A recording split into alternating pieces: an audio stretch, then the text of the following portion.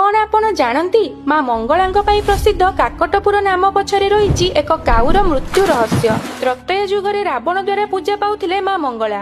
रावणर मृत्यु पर सिंहल द्वीप परित्यक्त अवस्था पड़ी रही माँ मंगलांक मूर्ति। ओडिशा प्रदेशर सिंहल द्वीप को वाणिज्य ପାଇଁ जाउथिबा एक बणिक मांकर से परित्यक्त मूर्ति को उद्धार कर ओडिशा को आनिबा समय दुर्घटनावशतः मांकर मूर्ति प्राची नदीर गभीर जलराशि बुड़ी जाइतिला।